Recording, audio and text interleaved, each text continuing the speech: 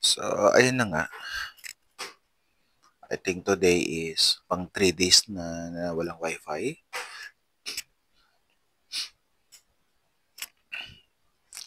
Ito Friday, Saturday, Sunday. 3 days pala. Tama, 3 days. I don't know kung talagang sira yung wifi or walang wifi or ayaw lang kayo pa-connect. So, hindi ko din alam. So, almost 3 days na ako hindi nag-upload. And limited lang yung data ko.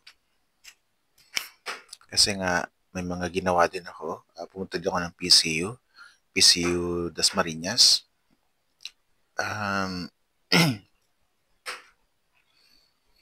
And also, galal-gal boses ko. Kagigising ko lang. Katapos ko lang magkape. And there's a lot of things na iniisip ko nung pumunta ako ng PCU. Kasi nga, nag-i-inquire ako. Gusto ko i-continue yung aking class, yung aking course pala, sorry. And nga, natutuwa din ako kasi dun sa channel ko, sa YouTube, nag-increase siya, naging 180. So, laking bagay niya sa akin. Sobrang laki na. And a lot of things. Same time, mag-isa pa rin ako dito ngayong araw na to. Kasi this is Sunday.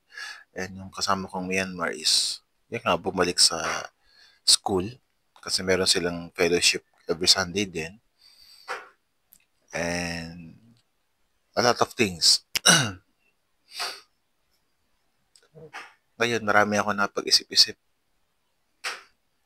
There's a lot of things na need ko din i-fix. And as in, gumagapang ako. Gumagapang ako sa mga sistema ngayon. Hindi ko alam kung ano yung mga tinatahak ko.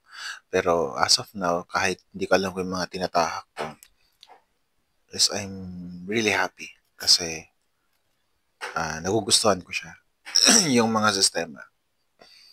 Papasensya niya na panay ubo, panay sinok, kasi nga pag umaga ganito yung sistema ko, and wala man lang ako ayos-ayos, yung gulo-gulo ng buhok ko, and kakatanggal ko lang ng konting muta. Ang daming struggle. Ang daming struggle ngayon, sobrang dami. And walang masabihan, walang makausap. No choice kundi sarili niya. No choice kundi angkinin yung problema. And marami pa. So kumaga, hindi ko alam hanggang kailan matatapos. Pero as of now, yung peace of mind na nasa sa akin ngayon, kailangan na kailangan ko talaga. Ayoko siyang mawala for the meantime. So ko everyday nandito yung peace of mind ko kahit ginagawa ko yung mga gawain ko. And also, even I don't have any kind of support, wala akong support na natatanggap kahit kanino. Still moving forward sa mga bagay-bagay. And happy ako kasi sa ibang mga tao na although they are strangers, they still support this kind of channel and they support some of my videos and also my pagsasalita or pag-sharing. Hindi kasi pwede na maging rant kasi hindi siya rant. And still also hoping na makarecover sa ganitong klase ng chaotic situations. Yeah, it started when that person gumawa ng problema. Pero, still hoping na nasa mabuti na siyang kalagayan ngayon. Even though ganito yung sistemang ginawa niya, even though ganito yung sistemang binigay niya, and she already forget yung mga promises, yung mga goals na dapat magkasama kami or hangga't maaari mag-usap bago siya umalis. But still, ganito pang, yes, I still have relapse. Para sa iba kasi, yung move on kasi parang ano, madali lang yan, move on lang yan. But actually, it's hard. Kasi gapang ang ginagawa ko ngayon. Kasi for almost 13 years na nasanay na magkasama, hindi ko alam and hindi ko din sure how it can be run. Kasi alam ko lang, long run tong bagay na to. It cannot be easiest. Maybe yung iba mabilis. Mabilis ang recovery nila sa mga ganitong bagay. But for me, it's almost from the July 2024 and now is already January 2025. Yeah. Yun nga. Mabigat siya. Sobrang bigat niya.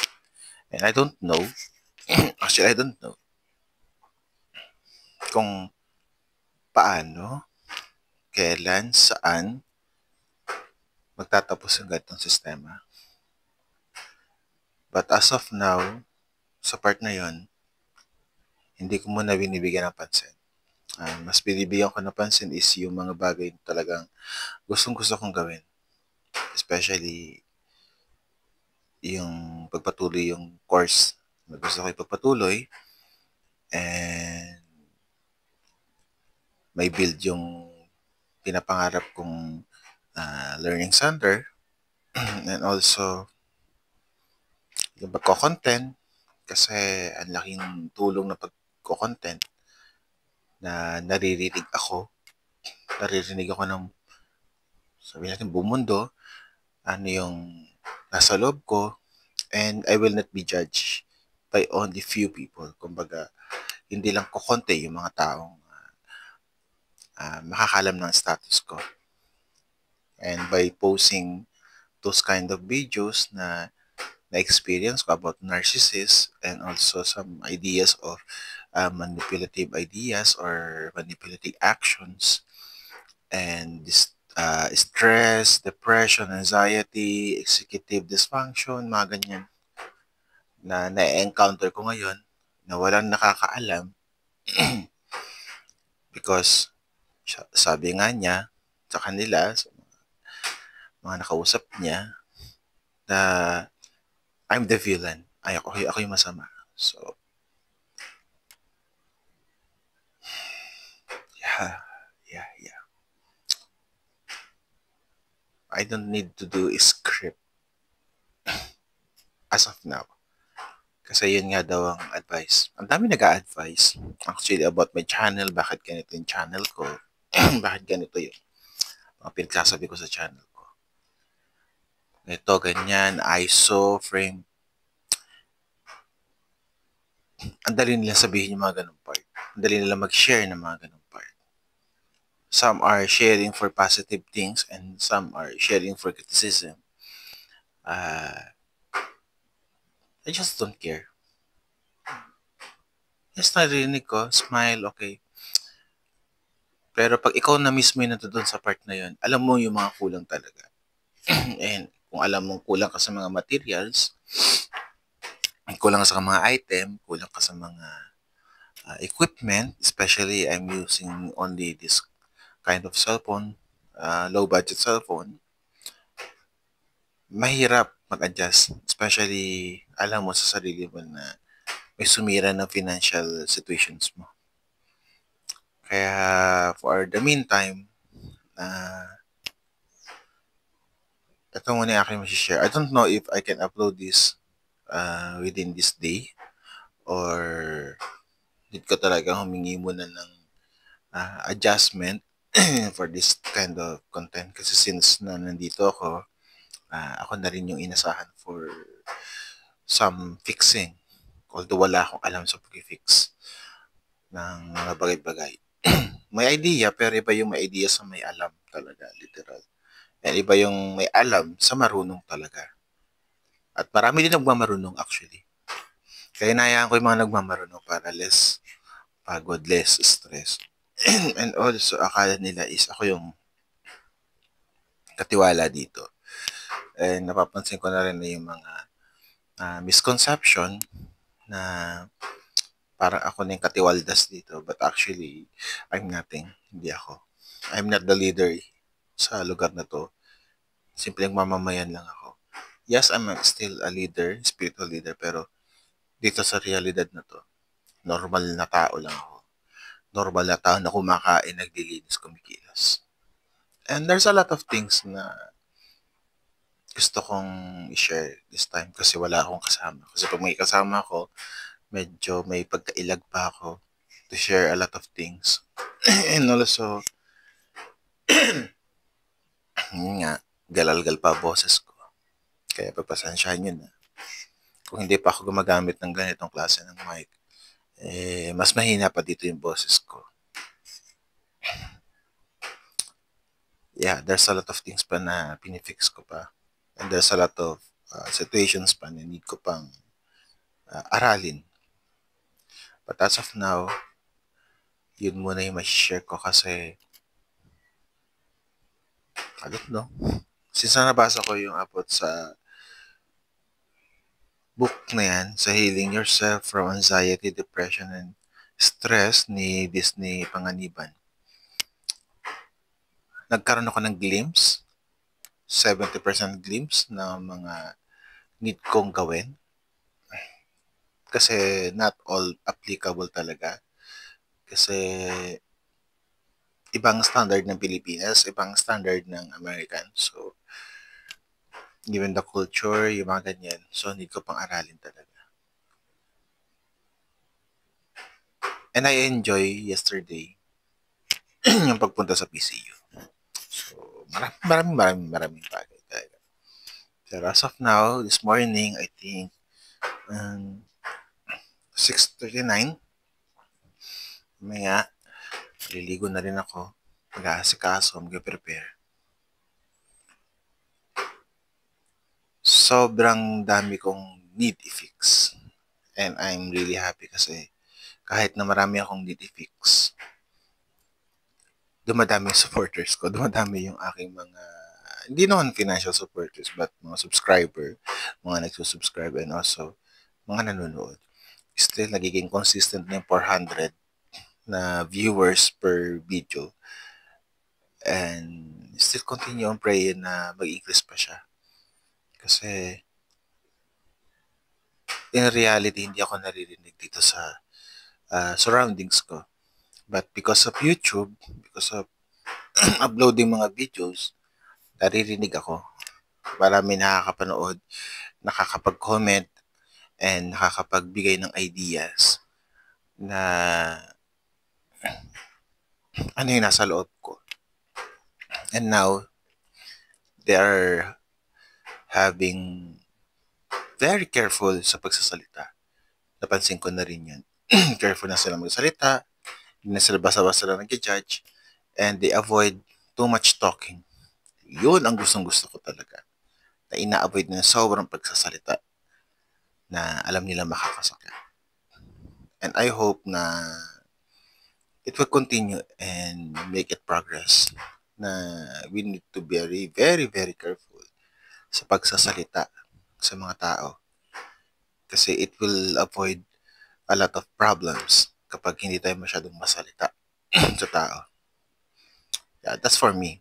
I don't know others kung gusto nila lagi ba sa salita. At ako hanggat maaari, magsasalita, make it careful. Diba? Hindi mo kasi alam kung talagang yung taong ay masasaktan mo.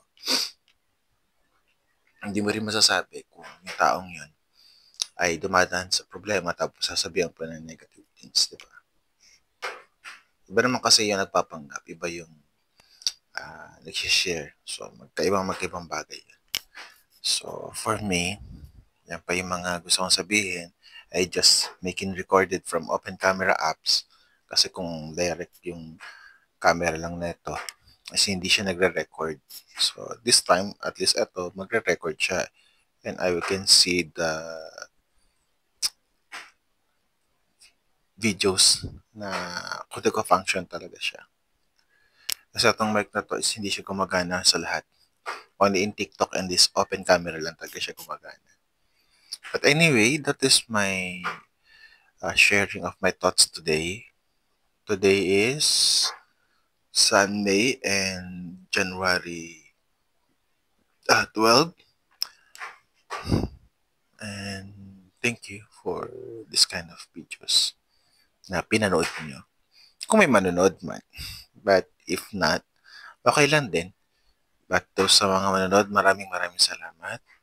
And for those who subscribe, thank you so much. See you and God bless.